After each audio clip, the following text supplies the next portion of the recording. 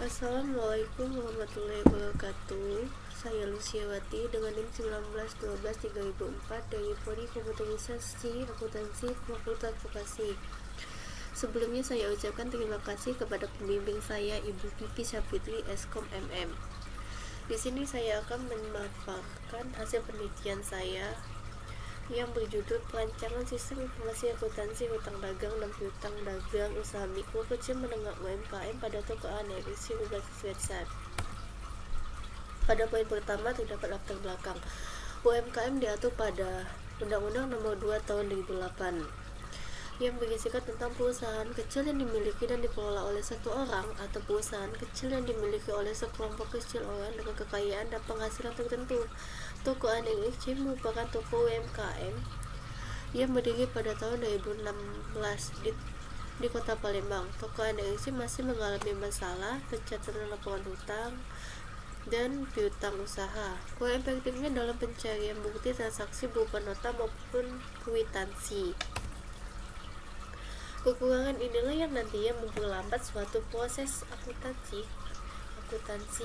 ketika akan melakukan pencatatan laporan keuangan akhir bulan, maka akan terjadinya pencarian terlebih dahulu bukti transaksi tersebut.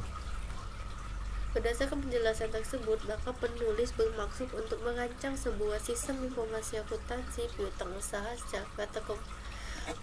sebuah sistem hutang dan piutang usaha secara terkomputerisasi, di mana sistem informasi ini dikembangkan menggunakan framework Laravel untuk memenuhi kebutuhan standar manajemen informasi keuangan yang dapat berguna bagi toko analisis Palembang. Maka penulis merancang sistem dengan judul Perancangan Sistem Informasi Akuntansi Hutang Dagang dan Piutang Dagang Usaha Mikro Kecil Menengah UMKM pada toko analisis berbasis website.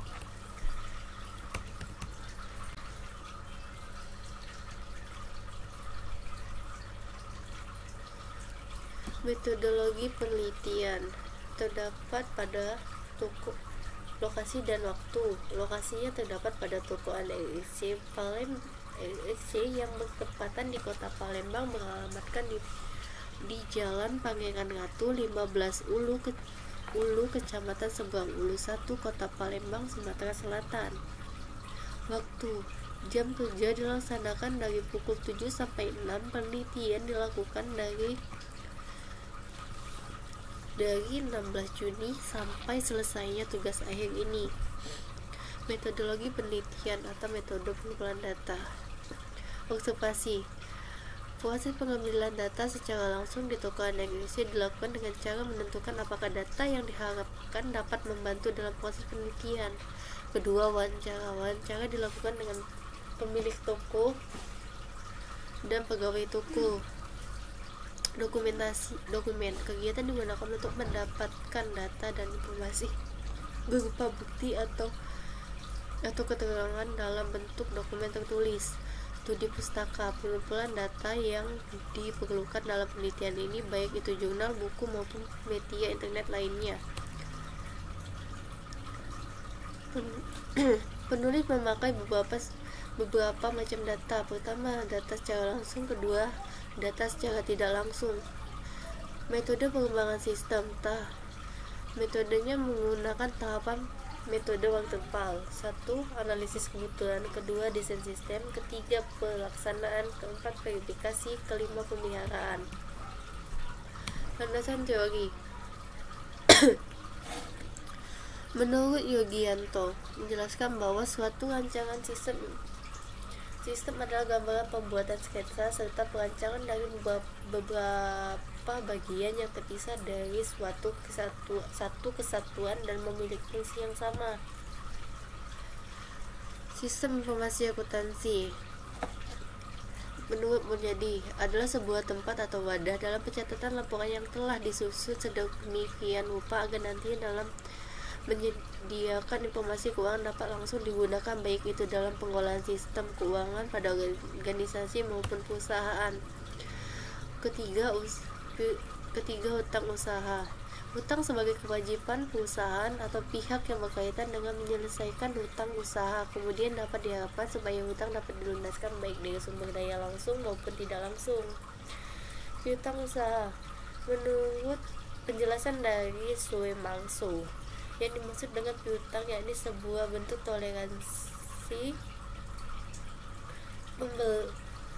toleransi pembayaran yang dilakukan oleh perusahaan ketika terjadinya proses penjualan.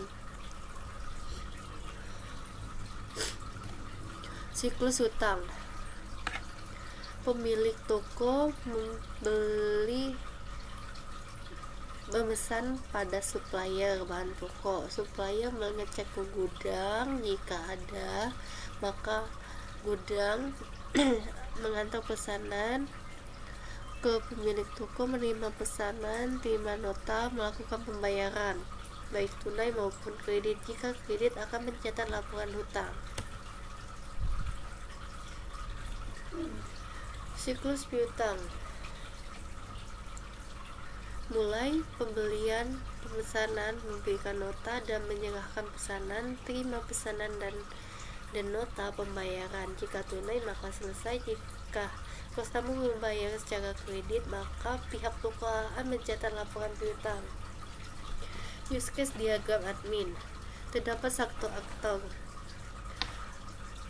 yaitu berupa admin melakukan login. Admin dapat menginput data hutang dan piutang, lalu admin dapat membuat laporan hutang atau piutang. Admin juga dapat mencetak laporan hutang dan piutang. Hasil dari pengamatan yang dilakukan pada salah satu toko